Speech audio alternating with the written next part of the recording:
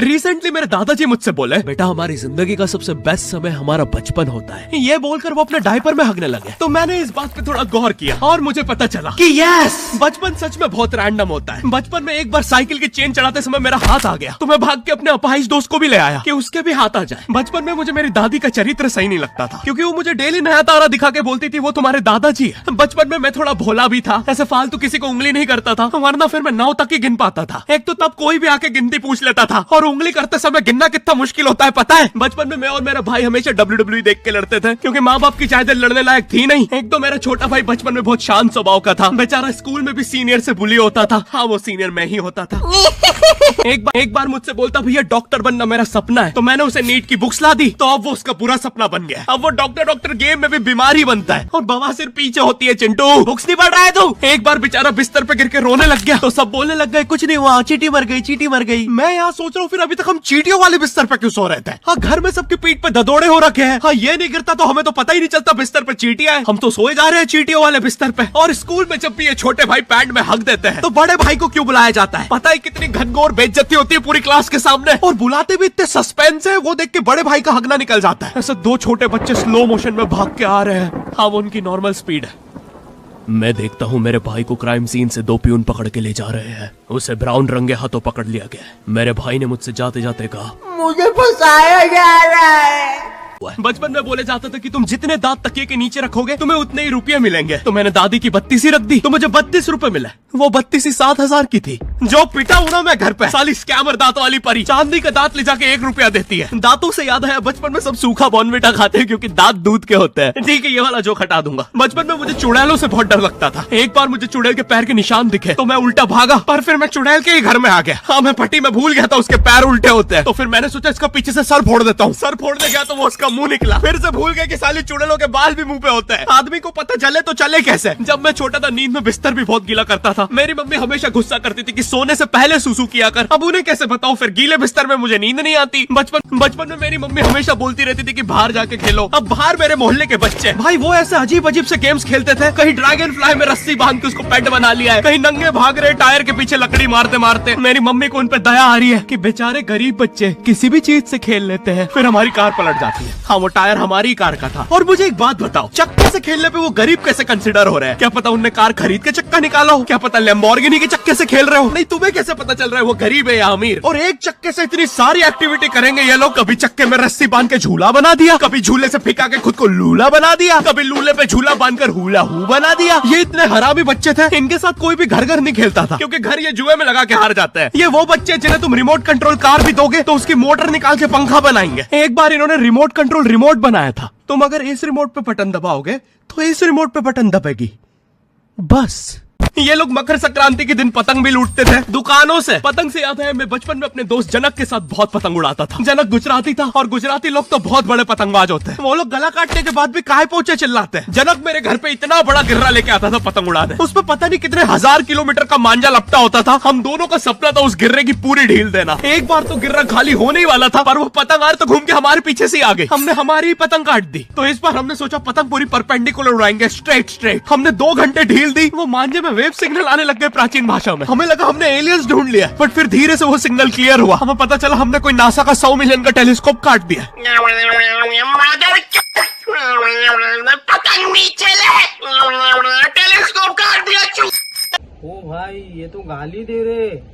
बचपन में बोला जाता है किसी भी स्ट्रेंजर से बात नहीं करते, तो फिर मैं इशारे करता था। तो फिर दादी मेरे चरित्र पे सवाल उठाती थी। दादी से याद है, पुराने जमाने में एंटरटेनमेंट के लिए कुछ होता नहीं था, तो लोग 7-7, 8-8 बच्चे पैदा कर लेते थे ताकि उन्हें जायदाद पे लड़ता देख मजे ले सके। मेरे पापा के 5 भाई और 4 बहनें हैं, टोटल 9 बच्चे। मेरी दादी ने जिंदगी के 9 साल बस बच्चे दिए। दादी ने 9 साल तक पेट में इतनी लाते खाई है, उनके अंदर से एब्स आ गए थे। मेरी दादी लिटरली अंदर से टूट चुकी थी। उनका इतनी बार ऑपरेशन हो रखा है, उनको डॉक्टर ने टाकों की जगह चेन लगा दी थी। भाई आज के जमाने में तो इतने बच्चे कोई पैदा नहीं करता, उल्टा अबॉर्शन करवा लेते हैं। और यस, मैं अबॉर्शन बोलूंगा क्योंकि मुझे जेल नहीं जाना। एक तो इंडिया में भी अबॉर्शन करवाना लीगल है, लेकिन बच्चे का जेंडर जानना इलीगल है। मतलब तुम मार तो सकते हो, लेकिन किसे मार रहे हो ये पता नहीं कर सकते। तो देखो अब रिस्क कितना बढ़ गया है। क्या पता अंदर शेर बैठा हो या कोई बड़ा गैंगस्टर, क्योंकि तुम्हें तो पता नहीं है तुम किसकी सुपारी दे रहे हो। क्या पता वो अंदर बंदे लेके बैठा हो। बचपन में सबके मम्मी पापा डराते हैं, मस्ती मत करो वरना बोर्डिंग स्कूल भेज देंगे। और मुझे बोर्डिंग स्कूल से इसलिए डर नहीं लगता था कि मैं वहाँ जाके अपनी फैमिली से दूर हो जाऊंगा। मुझे बोर्डिंग स्कूल से इसलिए डर लगता था क्योंकि वहाँ पे वो बड़े दांतों वाला ईशान अवस्थी होता है। मैंने पहली बार जब तारे जमीन का ट्रेलर देखा था तो उसमें वो पागल बच्चे ने आतंक मचा रखा था। फिर मैंने मूवी का नाम पढ़ा, तारे जमीन पे। मुझे लगा बिछाए होंगे इस पागल को पकड़ने के लिए, शॉक वॉक देना होगा तारों से। इसके तो दांत भी इतने बड़े हैं, सारी तारे काट देता होगा। मुझे ट्रेलर देख के लगा कोई एक्शन मूवी है, आमिर खान जोकर बना हुआ है। मुझे लगा यही तारों का जाल बना के पकड़ेगा पागल को। हाँ, ट्रेलर देख के तुम्हें क्या ही समझ में आएगा। एक शॉट में आमिर खान बोल रहा है आपके बच्चे को डिसलेक्सिया है, फिर अगले ही शॉट में जोकर बन के बड़ा मछलियाँ उड़ती क्यों नहीं। फिर मुझे लगा ये शायद अपने माँ बाप को बोल रहा था। और दया तो मुझे उस लंगड़े बच्चे पे आती है जिसके बगल में ईशान अवस्थी को बिठा दिया था। वो बेचारा उठ के भाग भी नहीं सकता। और मैंने तो सुना था बोर्डिंग स्कूल में बस नॉटी बच्चे जाते हैं, तो फिर इस बेचारे गाय से बच्चे को क्यों यहाँ भेज के रखा है। कोई ऐसा तो नहीं इसके पहले पैर थे और ये बहुत मस्ती करता था तो माँ बाप ने पैर तोड़ के इधर भेज दिया। बस ट्रैवल एजेंसी का भी बंदा आके बोलता कि सर आपको थाईलैंड में 4 days 3 nights मजा करवा देंगे। तो मैं चला गया और सच में 3 days 3 nights तो बहुत मजा आया। लेकिन 4th डे में बहुत ज्यादा स्ट्रेस में आ गया था क्योंकि अब मेरी नाइट्स खत्म हो चुकी थी। अभी रिसेंटली भी मैं और मेरे 2 दोस्तों ने जिंदगी ना मिलेगी दोबारा देखकर ट्रिप जाने का प्लान किया। बट ऑफकोर्स हम जा नहीं पा रहे थे क्योंकि मैं और मेरे दोस्त दोनों को ऋतिक रोशन बनना था और हम 2 ऋतिक रोशन लेके जा नहीं सकते थे, वरना फिर क्रिस 3 बन जाती। और हमेशा ये ट्रिप प्लान करते समय इतनी प्रॉब्लम्स क्यों होती है। तो बताओ फिर किधर चलना है। हम कश्मीर चलते हैं। हमें शिमला जाना चाहिए। मैं बोलता हूँ ओडिशा चलो। हम केरला जाएंगे, नेपाल, घाघरा। एक सेकंड, क्या हमारे देश का बंटवारा भी ऐसे ही हुआ था। फिर स्कूल में दंगे हो गए। मैं बोलता हूँ गोवा चलते हैं। मेरा स्कूल तो ट्रिप बोल के कहीं भी ले जाता था। अमीर बच्चे ट्रिप पे फॉरेन देखने जा रहे हैं, हम ट्रिप पे अमीर बच्चों के स्कूल देखने जा रहे हैं। कभी म्यूजियम ले जाके रैंडम चीजें दिखा रहे हैं। बच्चों, यहाँ हुई थी सैनिकों की हिस्टोरिकल लड़ाई, लाखों जाने गई है यहाँ। और लेकिन यहाँ की हुई थी इतनी बड़ी हिस्टोरिकल लड़ाई, यहाँ तो पहले भी म्यूजियम ही था। हाँ बेटा, वो सैनिकों का स्कूल भी उन्हें ट्रिप पे म्यूजियम ले आया था। अमीर बच्चे ट्रिप पे 7 वंडर्स देख रहे हैं, हम भी 7 वंडर्स देख रहे हैं। फर्क बस इतना है वो असली वाले देख रहे हैं और हमें वाटर पार्क सीताराम। हाँ, हमें यहाँ दिखा रहे हैं। ये पार्क का ताजमहल देख के ऐसा लगता है शाहजहां ने जिन मजदूरों के हाथ काट दिए थे उन्होंने इधर आके गुस्से में बनाया। दूसरे बच्चे आईफिल टावर के साथ ऐसे फोटो खिंचवा रहे हैं, हमारा वाला नॉर्मल भी हाथ में आ जा रहा है। इससे ज्यादा स्ट्रॉन्ग और सख्त तो बच्चों के टिफिन में जमी मैगी हो गई है। एक बच्चा तो मैगी और टिफिन में इतना कंफ्यूज हो गया, उसने स्टील का टिफिन खा के मैगी के अंदर पैक कर दिया। साइड में रैंडम एनजीओ वाले घूम रहे हैं। सर बस 10 रुपए में इस बच्चे की जान बच सकती है। पहले तो एक कौन लेंडू बच्चा है जिसके 10 रुपए के चक्कर में जान खतरे में गई है। नहीं सर, इस बच्चे को कैंसर है। ये वीडियो देखिए। माधव को कैंसर है, बेचारा। आप उसकी मदद कर सकते हैं सिर्फ 10। अरे नहीं, ऐड आ गया। लखन को कैंसर है।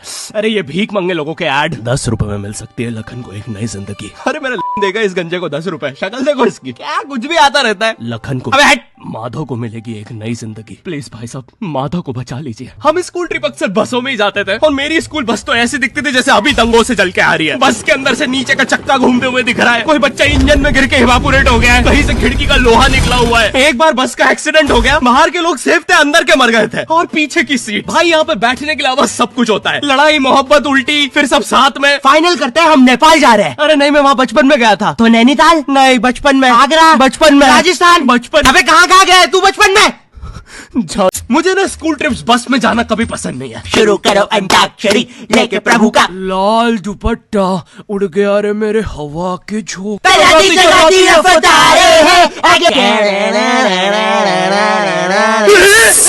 भागो, पिक्की को सच में नाग देवता आ गए। वैसे तुम्हें पता है जहाँ स्कूल्स होते हैं वहाँ तुम गाड़ी 25 की स्पीड से ज्यादा तेज नहीं चला सकते। हाँ, ये रूल है सरकार का। मतलब तुम 25 पे चीपो बच्चे, वो मालिश के लाएगा। बच्चा बोलता है वाह भैया जी, एक बार और कैसा रूल है ये? 25 की स्पीड पे ज्यादा दर्द होगा छिपाने में। धीरे धीरे निकल रहा है ट्रक ऊपर से, ना मरने दे रहे हो ना जीने दे रहे हो। कम से कम 100 की स्पीड पे एक बार में किस्सा खत्म। 25 पे तो एक्यूरेसी भी ज्यादा हो जाएगी। अब मैं 2 बच्चे चीप सकता हूँ एक साथ। कोई बच्चा बच गया, मैं गाड़ी घुमा के चीप दूंगा। और ये बसों में हमेशा एक बच्चे को चुल चढ़ती है और फिर वो बाहर किसी बाइक वाले पे थूक देता है। बाइक वाला स्लिप खा के गिर जाता है, उसकी बाइक वगैरह टूट जाती है। हाँ, वो थूक की स्पीड बहुत तेज थी। बाइक वाला तो सिग्नल पे खड़ा था, वो हमारी बस रुकवा लेता है। अंदर सब हरामी बोल रहे हैं हमने नहीं किया, तो वो अपना हेलमेट का कैमरा चेक करता है। पर उसमें वो बच्चे की इमेज बहुत ब्लर आई थी क्योंकि बहुत फास्ट हुआ था सब। पर बाइक वाले को पता नहीं था कि ये इमेज ब्लर नहीं है, वो बच्चा ही धुंधला दिखता है। वो धुंधला बच्चा पीछे छुप के बैठा हुआ है, बाइक वाला फुल गुस्से में। और ये यूट्यूब के मोटो ब्लॉगर्स तो इतने ड्रामेटिक होते हैं, पूरे समय हेलमेट का कैमरा ऑन। तुम इनसे नॉर्मल भी बात करोगे तो इनके हेलमेट के कैमरे में क्या रे बच्चे को मारे मारेगा 10 को ले आ, नहीं मार पाए रियली रियली सॉरी भाई साहब, आगे से दूंगी और पीछे से भी लूंगी, समझा ना छोटे लाल। लड़ने की क्या बात है, बच्चा है, जाने दो।